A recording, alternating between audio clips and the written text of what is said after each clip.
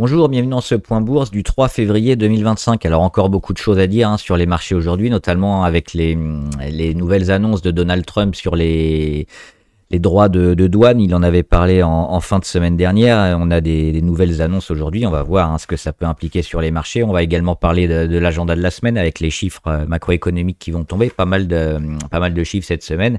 Et les résultats, là aussi. On sait qu'on est dans la saison des résultats où notamment les gros, que ce soit en Europe, en France et aux États-Unis, annoncent leurs résultats trimestriels. Donc on devrait avoir aussi beaucoup de volatilité sur les marchés. On l'avait dit ce week-end dans la vidéo, déjà pour les résultats, mais surtout aussi pour les annonces de Trump sur les droits de douane. Donc on verra un peu tout ça et puis évidemment les actions, le suivi sur les différents secteurs. Alors comme d'habitude, avant de commencer, je rappelle que les informations et analyses données sur cette chaîne sont données à titre indicatif et ne peuvent pas être considérées comme un conseil en investissement. L'investissement en bourse est risqué et vous êtes responsable de tous les investissements que vous faites. Alors on va commencer par les PMI avant de reparler de Trump. Les PMI, c'est quoi? Ça mesure notamment l'expansion ou la contraction du secteur économique, donc ici dans le manufacturier, donc dans le secteur primaire aux États-Unis. Au-dessus de 50, on est en expansion, en dessous, on est en récession. Et donc, plutôt des bons chiffres, on le voit, ce qui a expliqué en partie avec Trump, mais aussi sur ces chiffres-là, la poussée des marchés, notamment à 15h45 ou 16h, parce qu'on a eu deux chiffres, on a eu ces premiers-là, qui sont un peu plus global, donc c'est plus intéressant. On attendait, que je retrouve ma fiche, on attendait 50.1, on était à 49.4 le mois dernier, et on est à 51.2. Donc on fait plus d'un point au-dessus, et on voit surtout on est au-dessus des 50, donc dans le manufacturier, sur le secteur primaire, où traditionnellement on est toujours un peu moins bien, par rapport aux services, les États-Unis prouvent encore qu'ils sont au niveau. Ça va pas faire plaisir à l'inflation forcément, mais ça montre quand même la force du marché américain, la force du marché de l'emploi aussi américain qui est soutenu par ces bons chiffres-là. Donc toujours extrêmement favorable sur les marchés US malgré ce qui peut se passer dernièrement. La Chine aussi, mais les US ont pas encore terminé, et ce qui explique pourquoi la Fed va certainement mettre du temps avant de baisser les taux, parce qu'on a quand même une économie américaine super résiliente. On a un peu les mêmes chiffres ici, PMI manufacturier sur l'ISM. Alors sur l'ISM, il y a un peu moins de monde, donc des fois ça peut être un peu plus volatile et moins précis. C'est pas forcément l'indicateur que je préfère. Je préfère le précédent, mais bon, celui-là aussi, il est retourné positif. On était à 49,2 précédemment, on espérait 49,3 et on a eu 50,9, donc presque 51 aussi en expansion. Donc on voit que ces chiffres-là aussi sont largement favorables. Ce matin, on a eu la Chine où on était aussi sur les PMI manufacturiers légèrement positifs. On était à 50.1, mais on espérait un petit peu mieux, autour des 50.6. On était autour de 50.5 dernièrement. Donc sur la Chine, c'est moyen. Et sur l'Europe, c'est très mauvais. En Italie, 46,3. En France, 45. En Allemagne, 45. En Europe, 46,6. C'est pas terrible, et l'IPC, l'indice des prix à la consommation qui mesure l'inflation, revient à 2,5, donc on est à 2,5% d'inflation en annuel sur l'Europe. Demain, on aura notamment des chiffres sur l'emploi, le rapport Jolts avec les offres d'emploi aux États-Unis à 16h. Mercredi, on aura les mêmes chiffres qu'ici, mais cette fois sur le secteur des services, donc le secteur tertiaire, notamment en Europe, Espagne, Italie, France, Allemagne, également aux États-Unis à 15h45, création d'emplois non agricoles à 15h15, un peu avant, et PMI non manufacturier ISM, donc c'est un peu la même chose, mais pas forcément le meilleur indicateur, à 16h, stock de pétrole brut à 16h30, et enfin jeudi, PMI construction en Europe, ça peut être intéressant aussi pour voir le renouveau un peu de la construction, et la croissance qui pourrait être tirée par ce secteur-là. C'est toujours des chiffres relativement mauvais. Pour l'instant, on attend vraiment un rebond un peu plus fort sur ce secteur-là. Ces chiffres-là pourront nous en dire plus, notamment sur les pays européens. Vente au détail en Europe à 11h. Et la Bank of England, la Banque centrale d'Angleterre, qui annoncera à 90%, voire 99%, une baisse des taux. On est à 4,75 en Angleterre. Et on va passer à 4,50. Donc on va avoir une baisse à 13h, annoncée à 13h jeudi 6 février, de 0,25 sur la Banque centrale. Et puis enfin, inscription hebdomadaire au chômage, là toujours aux États-Unis, c'est toujours des chiffres qui sont extrêmement scrutés, qui apportent de la volatilité sur les marchés à 14h30. Et enfin vendredi, on aura notamment salaire moyen horaire. Là aussi, c'est important, notamment pour la Fed, pour la baisse des taux, parce que si on a des salaires qui continuent d'être élevés aux États-Unis et qui continuent de progresser, bah on a un pouvoir d'achat des ménages américains important qui va soutenir l'inflation. À l'inverse, s'il y a moins d'augmentation du salaire horaire, on va avoir peut-être une baisse du pouvoir d'achat et peut-être une baisse de l'inflation et peut-être une baisse des taux. Mais pour l'instant, c'est pas le cas. On est à plus 0,3 et on attendra également plus 0,3, donc une continuation de l'augmentation des salaires. Création d'emplois non agricoles à 14h30 et chômage aux États-Unis également 14h30. On est à 4,1 et on prévoit également de rester à 4,1% aux États-Unis. Un petit point avant de passer sur Trump et les actions, sur les résultats évidemment qui vont arriver. On va avoir pas mal de gros. Et ça va être super intéressant aussi pour éventuellement se placer ou voir la tendance qui va arriver sur certains secteurs. On aura aujourd'hui, ce soir, on va voir Palantir aux États-Unis, notamment dans le secteur de données, cybersécurité et traitement de données. Ça peut être intéressant. Demain, on aura BNP, Dassault Systèmes, Publicis, et puis aux États-Unis, Alphabet, Pepsi, AMD, Pfizer, PayPal et Ferrari. Mercredi, on aura Crédit Agricole, Total Energy, Swatec, et également Novo Nordisk, Walt Disney, Arm et MicroStrategy. Jeudi, on aura alors LNA Santé, je l'ai mis parce qu'on la suit, mais surtout L'Oréal, Société Générale et Vinci. Et aux États-Unis, Amazon, Eli Lilly et Fortinet. Et vendredi, il n'y aura pas grand-chose. Là aussi, c'est pas exhaustif. Je vous ai mis les plus grosses et les principales. On va voir donc les marchés. On va commencer par les matières premières. RAS sur le Brent, toujours. Il y a une réunion de l'OPEP cette semaine. Ça va peut-être faire bouger le prix du Brent. Là, il n'y a pas grand-chose à dire, donc on ne va pas s'étendre plus que ça là-dessus. Le cuivre, moi j'aime bien la réaction du cuivre parce qu'on a buté ici sur la résistance à moyenne à 200. Et puis on ne rend pas trop, on est en embuscade. Donc toujours, ça devrait être porté en partie par la Chine, donc c'est un peu ça qu'on attend pour une explosion. Mais on sent quand même que le cuivre devrait bien progresser en 2025. Le palladium qui fait un petit reflux, mais rien de catastrophique. On est toujours plutôt haussier sur le palladium. Le platine aussi, on a eu une grosse journée. C'est normal d'avoir un certain rendu aujourd'hui.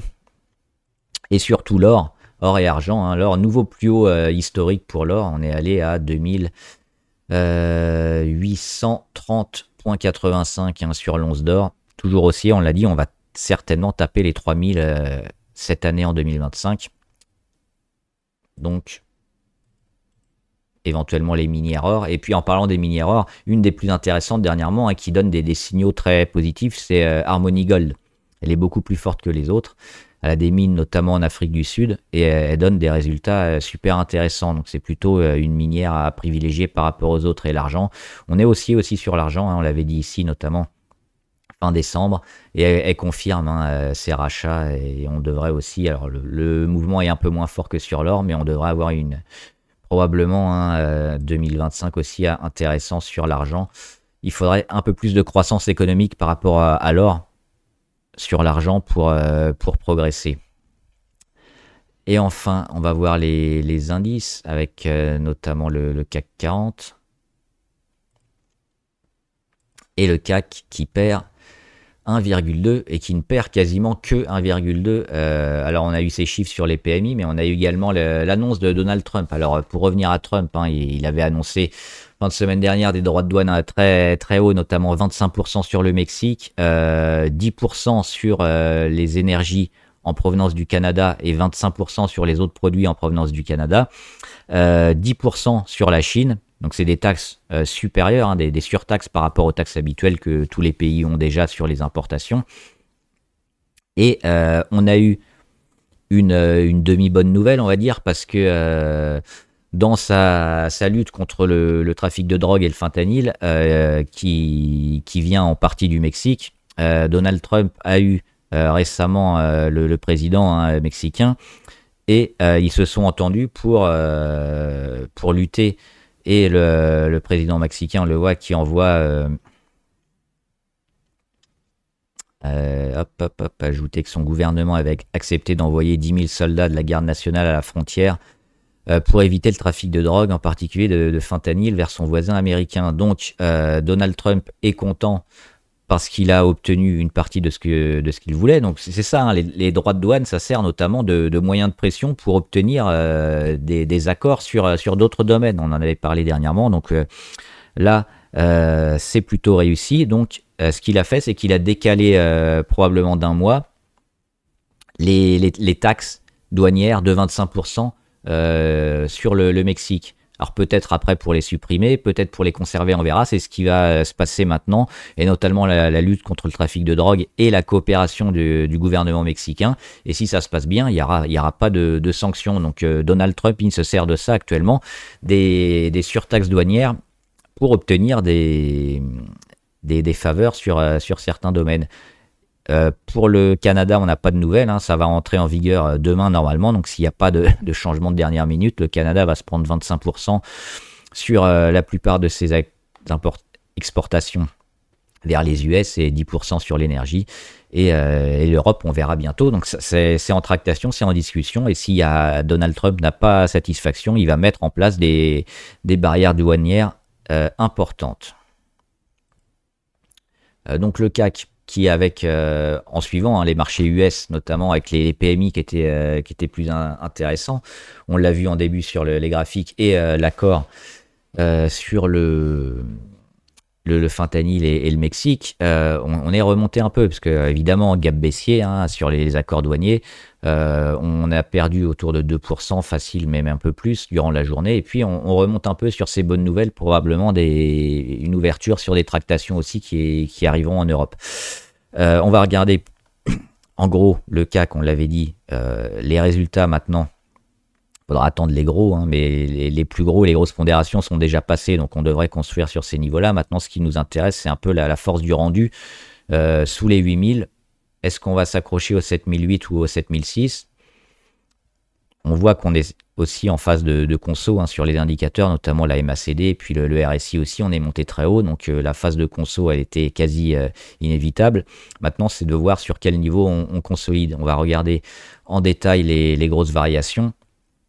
La défense, évidemment, Thales, c'est une des plus intéressantes, je vous en parle souvent, c'est une des seules qui progresse dans un marché un peu en panique, parce qu'on devrait avoir, notamment toujours aussi pour ces droits de douane, les pays, que ce soit européens mais aussi français, devraient investir massivement dans leur défense, augmenter le PIB. Alors on a le projet de loi de finances là, qui devrait passer mercredi, on verra si ça passe. Il faudrait que ça passe en France, parce que si on a encore une censure, alors là, les marchés vont sanctionner la France comme jamais, à mon avis. Donc, on va croiser les doigts. Donc, Thales, qui devrait profiter de ces augmentations de budget pour la défense. Et on le voit, on se rapproche de l'oblique validé à casser pour confirmer la hausse. Alors, on fera peut-être faire un échec ici et puis travailler encore quelques jours. Mais à moyen terme, je pense que Thales dépassera les 160 et retrouvera probablement les 170 et plus en 2025, donc toujours très favorable sur Thales. Eurofin, les résultats ont été achetés, les résultats ont été appréciés, et pour l'instant on se maintient. Alors on n'a pas encore comblé le gap des 53,76. Moi j'aime pas trop Eurofin, mais graphiquement, et puis ce que nous met le marché quand même depuis quelques jours, et la publication des résultats, c'est plutôt favorable. Donc wait and see, et puis si on arrive à revenir au-dessus des 54, on va dire, on pourra peut-être se réintéresser à Eurofin. Et puis, qui dit panique, dit défense. Donc, Orange, Carrefour, comme toujours. Il y a un retour des flux sur ces valeurs-là. Pas forcément les plus intéressants, notamment Carrefour. Et Orange qui revient sur une résistance. Donc, attention. Également, ça c'est à ces valeurs-là. Et puis, ce qui a été forcément dégradé. Évidemment, les droits de douane avec Stellantis, qui a beaucoup d'usines au Canada qui vont être énormément impactées. Le secteur automobile est énormément impacté par les droits de douane en général, mais Stellantis en particulier. C'est mauvais. Et on est toujours négatif sur Stellantis depuis le 30 septembre. Il n'y a rien à faire sur cette valeur-là. C'est négatif. on prend plus de risques à acheter des points bas comme ça. Et ça fait déjà 4 mois hein, que c'est négatif sur Stellantis. Il faudra vraiment un retournement sur des chiffres intéressants ou autre pour retrouver Stellantis à l'achat. Pour l'instant, c'est pas le cas, même si la valorisation a fondu. On n'a pas de visibilité sur le titre. Saint-Gobain qui est un peu décroché également aujourd'hui, mais rien de catastrophique pour moi. Le titre est toujours plutôt haussier. On attend une consolidation un peu plus forte, donc c'est ça. On a eu ces échecs sur les 91. Si on revient ici sur les 84 ou sur le véritable support à 80, on est toujours haussier. Donc c'est ça qu'il faudra jouer, je pense, dans quelques semaines sur Saint-Gobain. Un petit point rapide sur le secteur un peu semi-conducteur et tech aux États-Unis. Ça baisse évidemment, mais c'est pas catastrophique. Alors juste pour voir ce qui est vert, notamment Intel avec les rumeurs de rachat d'Elon Musk sur Intel. Pour l'instant, ça permet à peine au titre de survivre hein, et de pas continuer à sombrer. On sait qu'il y a eu des licenciements massifs hein, sur Intel qui n'a pas pris le virage de l'IA, qui s'en sort pas. Donc à part jouer l'OPA, il n'y a pas grand chose à faire. Moi j'aime beaucoup IBM, le dinosaure qui revient bien, qui lui a su gérer hein, le virage IA et est devenu un incontournable, hein, contrairement à AMD. AMD, on les suivait, on va les voir après. Donc oui, il y a encore des valeurs tech qui sont intéressantes, des valeurs tech qui sont achetées et IBM en fait partie.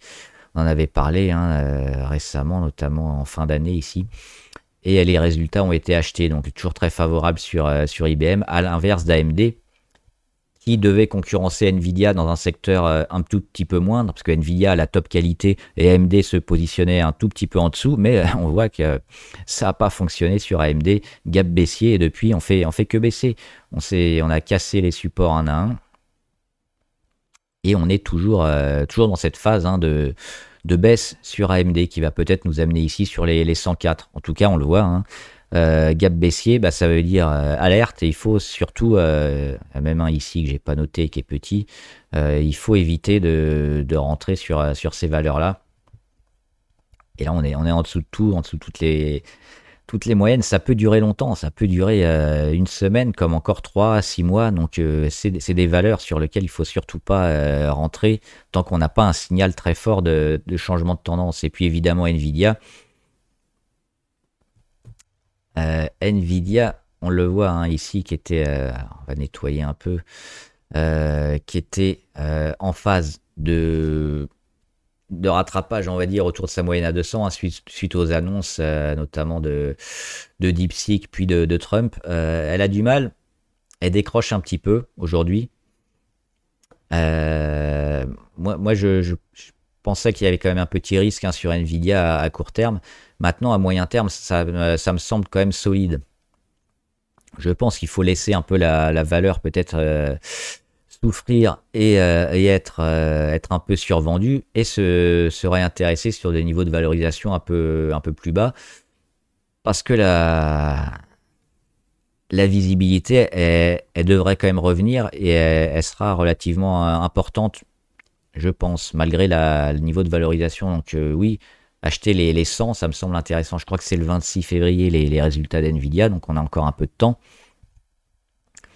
D'ici là, peut-être, oui, un peu de vente, sans paniquer, parce que la panique, on l'a déjà eu là, mais on peut continuer hein, ouais, vers les 100. Mais si on a une belle réaction ici vers les 100, ce serait intéressant et je serais acheteur sur Nvidia. Maintenant, à court terme, c'est compliqué parce qu'on sait qu'il y a beaucoup de volatilité. C'est un titre qui est énormément suivi. C'est une grosse cap qui est un peu dans l'œil du cyclone avec différentes affaires qui peuvent la plomber. Il faudra attendre des annonces qui peuvent remonter le titre et donc on le verra également graphiquement avec des volumes, avec des gros chandeliers. Et ce sera probablement le signal pour re-rentrer sur Nvidia. Mais là, vaut mieux être prudent et plutôt pas dessus. Et on va regarder quelques valeurs du portefeuille. Ah non, oui, je voulais regarder les Batman notamment. Alphabet, on l'a dit, hein, Alphabet. Résultat, demain. Alors ça doit être après bourse, je crois, hein. Généralement, c'est souvent après bourse, à vérifier. Mais ce sera mardi, donc les résultats d'Alphabet. Alphabet, c'est Google. Plus haut historique hier, vendredi, pardon, dernière séance. Mais on voit, on est en train de sortir par le haut sur Alphabet. On a mis un gap depuis un moment, on ne l'a pas comblé. On a consolidé à plat. On le voit au niveau de la MACD, consolidation, et puis le cours ne baisse pas, et même le cours monte dernièrement. Donc c'est pour moi largement acheteur. Et les résultats risquent d'être achetés. Alors, pour toujours avoir des mauvaises nouvelles, mais là, on a graphiquement quand même un graphe qui est super fort, super haussier, et qui mérite d'être acheté, je pense. Et même malgré un peu, on le voit, hein, la panique sur beaucoup de valeurs tech, Alphabet, il continue de progresser. Donc c'est vraiment intéressant. Et donc si on a un retour du marché haussier sur les valeurs tech, Alphabet, il devrait encore surperformer. Donc de toutes les valeurs des Batman, hein, anciennement les 7 magnifiques auxquels on a rajouté Broadcom, c'est pour moi la plus intéressante. Et on va voir quand même Meta Platform, hein, qui récupère pas mal d'argent avec la pub notamment, qui confirme, hein, elle aussi, le trend impressionnant, la tendance sur Meta Platform. On devrait être acheteur depuis un moment. C'est vrai que moi je suis pas rentré dessus malheureusement, mais c'est une valeur aussi qui s'achète. Est-ce qu'on n'attendrait pas quand même les résultats sur Meta Platform? Ou est-ce qu'ils ont déjà été donnés? Je me souviens plus. Je crois qu'ils ont été donnés. Oui, ils ont été donnés la semaine dernière, Meta. Oui, par là. Donc oui, les résultats qui avaient été achetés sur Meta Platform. Pour rentrer, c'est toujours compliqué, mais on attend forcément des gros retours, des grosses baisses pour l'avoir un peu moins cher, mais ça arrive jamais. Donc soit on croit en la valeur et en ses fondamentaux, et puis on rentre même quand c'est haut, ou alors on rentre pas. Alors éventuellement, ce qu'on peut attendre avec les indicateurs, c'est de retrouver ici la ligne MACD beaucoup plus bas, éventuellement des listes rouges et une inversion de tendance. Donc là, à court terme, on va dire qu'on n'est pas dans une fenêtre de rentrée idéale, malheureusement, sur Meta.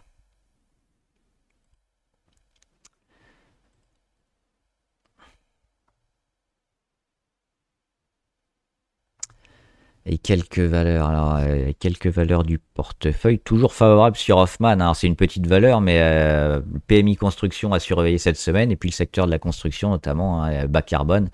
On le voit que ça ne descend pas. Gros breakout ici, fin novembre. Le pullback du 16 décembre jusqu'au 20 décembre en gros. Et puis après, perte de volatilité. Il n'y a plus grand chose.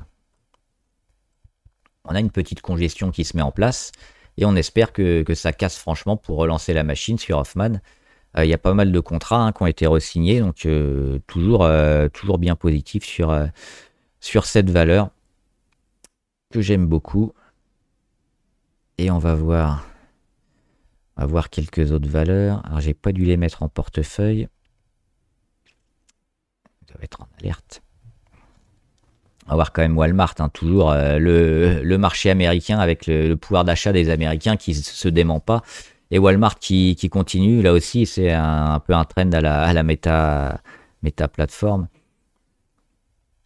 Sur les supermarchés américains, on est toujours haussier, on a toujours une force du marché de l'emploi américain.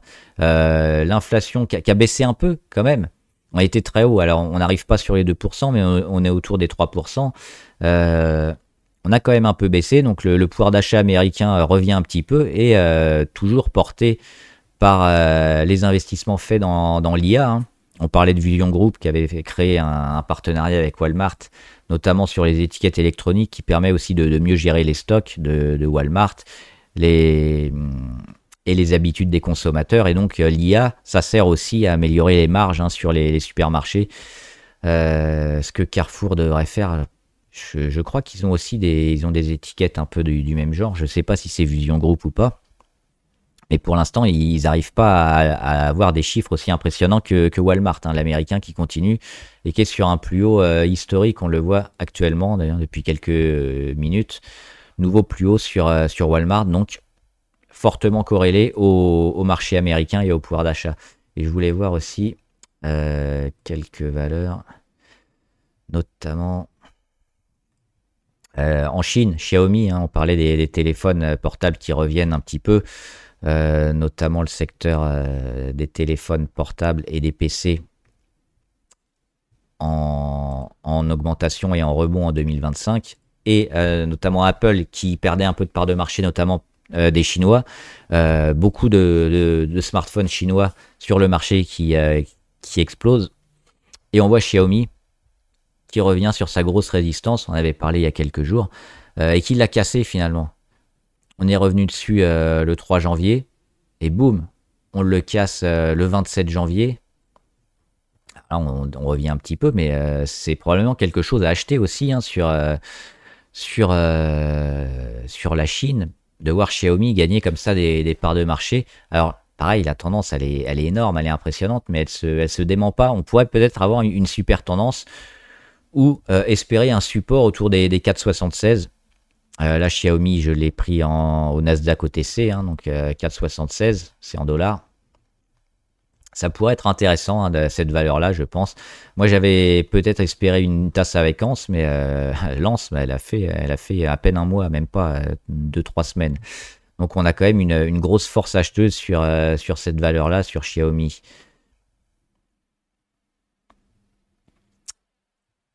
Et dans le secteur santé, hein, alors je crois que c'est en Suisse, Roche. Est-ce qu'on est en Suisse? Ouais, on est en Suisse. Roche qui confirme, hein. L'augmentation normalement, notamment depuis le début de l'année également, où on a cassé la moyenne à 200 et puis on casse l'oblique, une oblique assez long terme. On la voit même pas, là j'ai même pas le deuxième point d'impact. On doit être en hebdomadaire. Ouais, c'est ça. Je vais le retracer. Hop, hop. Donc c'est ça, hein, qu'on a cassé. On revient au journalier. Ouais, plus ou moins. Et donc on l'a cassé ici, hein, autour du 22-23 janvier. Et on va retrouver la résistance à 312 et probablement initier une séquence long terme assez haussière, hein.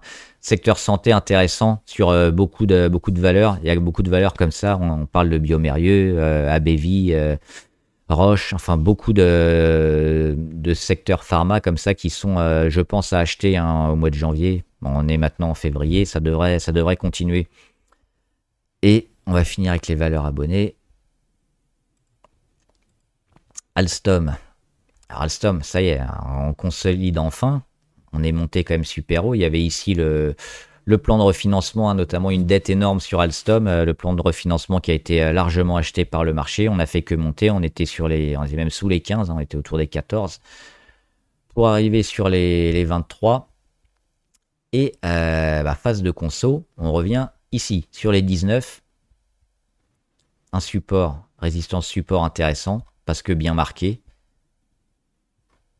Et là, on a la mèche du 13 novembre ici. On a beaucoup d'échecs juste en dessous. Et on revient aussi avec la moyenne à 200. Donc là, c'est vraiment la zone clé sur Alstom. On a éventuellement une oblique un peu plus court terme avec la moyenne à 20 à casser. Donc si on a un rebond et un retour d'Alstom autour des 19,5, 19,8 par là, ça pourrait être intéressant d'acheter.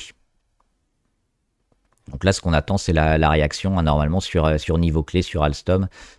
Ça devrait statistiquement se faire, mais pour plus de prudence, on attend que ça se fasse effectivement, qu'on ait une inversion de tendance niveau MACD et qu'on ait une belle journée, hein, où on casse la moyenne à 20 par exemple, et ce sera le signal. Crédit Agricole.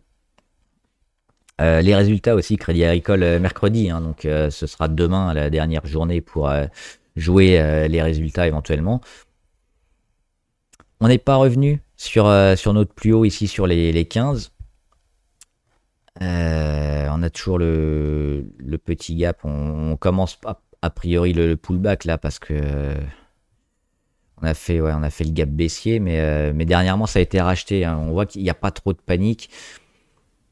Alors, à court terme, on est un peu haut niveau MACD, on est également haut niveau RSI, donc on a des chances quand même de consolider. Les résultats vont amplifier aussi les choses. Sur les banquiers, j'ai toujours un peu de mal à avoir, hein, la visibilité. Les Américaines ont quand même largement surperformé les Françaises. Tant les Françaises ne sont pas forcément autant valorisées et il y a peut-être un petit décalage à avoir, comme Total avec les majors américaines. Mais là, honnêtement, c'est super compliqué à court terme, hein, parce qu'on a des signaux positifs et négatifs. On a ce gap haussier, mais cet échec sous l'ancienne résistance. On a les résultats qui vont arriver. On a un peu l'impression de lancer la pièce là sur Crédit Agricole. Donc évidemment, c'est plus facile dans 2-3 jours de voir un peu ce qui va se passer. La BCE qui a continué à baisser ses taux, pas forcément une bonne chose. Le marché de l'immobilier et de la construction reviennent, mais pour l'instant pas assez pour apporter énormément de nouveaux prêts et de nouveaux contrats sur les bancaires. Baisse des taux, baisse des marges également sur Crédit Agricole. Donc,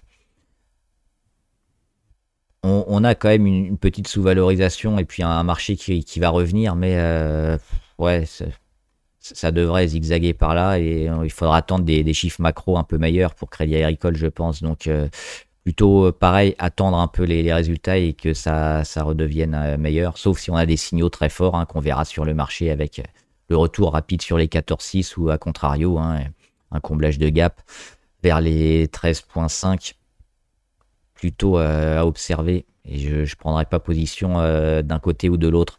Sur Crédit Agricole, Marathon Digital, maintenant qui s'appelle Mara Holding, évidemment fortement corrélé au Bitcoin. Donc, on regarde le Bitcoin. Mèche basse aujourd'hui sur le Bitcoin, hein, qui suit énormément le marché. On le sait, hein, c'est énormément pénétré par les professionnels maintenant. Donc, c'est un actif toujours spéculatif, mais de moins en moins. On va pas avoir des x100, x1000 comme on a eu dernièrement. On pourra avoir du x2, x5, mais sur beaucoup plus une plage de temps beaucoup plus longue. Le Bitcoin, on attend notamment les annonces de Trump, hein. Il y a eu beaucoup de déceptions sur les non-annonces justement de Trump, qui est favorable au Bitcoin, mais qui n'a pas encore fait des décrets importants, malgré, hein, la réserve stratégique des États-Unis qui devrait être mis en place, ou qui est déjà en place, je ne sais plus, et l'achat de Bitcoin. Donc, on est toujours favorable moyen-long terme. Maintenant, à court terme, oui, des rachats ici, voire un peu plus bas, ce sera toujours intéressant. Il n'y a pas de grosse dynamique court terme de lancer. On est toujours en échec, hein, autour des 108, 109 000. Mais on est racheté dès qu'on va plus bas. Donc, une phase un peu où il ne se passe pas grand-chose. On zigzag. Alors, le zigzag, il est quand même important, hein. 15 à 20% de zigzag. C'est volatile, mais bon, c'est le Bitcoin. Donc, pour revenir à Marathon Digital, on suivra évidemment plus ou moins l'intensité du Bitcoin. L'intérêt de Marathon, enfin de Mara maintenant, c'est qu'elle a à la fois le minage. Dernièrement, elle s'est mise à en acheter. Donc là, ça prend tendance très haussière, donc c'est bien, ça permet d'acheter à moindre coût. Et elle produit également son électricité, hein, pour miner. Donc il y a beaucoup de choses positives sur cette valeur, hein, qui me semble une des valeurs liées à la crypto, mais sans être une valeur crypto pure, les plus intéressantes. Plutôt acheter, hein, toujours cette période-là. On le voit, hein, on est dans un point relativement bas par rapport au pic qu'a pu connaître Mara et le Bitcoin. Donc, c'est plutôt un phénomène d'accumulation ou de DCA à faire en ce moment sur Mara. Et même, hein, même si on revient là sur l'oblique long terme qui nous amènerait autour des 14 ou des 14, 15, 16 $, je pense que ça mériterait d'être acheté, hein, parce que le Bitcoin n'a quand même pas trop de points négatifs de la part des USA et des autres pays. Donc plutôt acheter aussi. Et enfin, Prosus, gestion de contenu numérique. On va voir Prosus. C'est pas catastrophique. On a l'échec sur les 41 à Amsterdam, donc c'est 41 €. Ici, au mois de septembre. Ici, au mois de décembre. On a un peu ce M, hein, cette figure qu'on connaît bien. Et le M, il est cassé vers le bas. Donc à partir d'ici, avec un gros chandelier en plus, hein, le 6 janvier. Donc là, c'est mauvais. On a le gap qui a été comblé. On revient sur moyenne à 200, on revient sur support, on rebondit, mais on fait un échec sur le M. Et vous refaire le M, il est comme ça. Et donc, ce qu'il faut acheter, c'est ça. Et ce qu'il faut tenir, c'est ça. C'est les 37,6 environ. Ça a été cassé. Et on revient pile vendredi. On est revenu dessus et on fait un échec. Donc là, tant qu'on ne revient pas au-dessus des 37,6, on est négatif sur Prosus. Ce qui est pas mal, c'est qu'on a quand même une réaction sur moyenne à 200 et qu'on est dans un trend haussier. Mais tant qu'on ne revient pas là, il peut y avoir ce scénario-là, le scénario positif, hein, d'accumulation, de congestion et de cassure. Et là, il faudra acheter les 37,6. Mais sinon, tant qu'on est en dessous, bah, on peut initier un début de descente sur Prosus. Donc là, on est quand même dans une séquence court terme plutôt négative à observer et à attendre le déclenchement, hein, pour rentrer. Sinon, c'est plutôt à sortir. Voilà, j'espère que la vidéo vous a aidé. N'hésitez pas à me dire ce que vous en pensez, les valeurs qui vous intéressent, les valeurs sur lesquelles vous êtes, les questions sur la bourse en général ou les questions macro si vous en avez. J'y répondrai. Bon trade, à plus.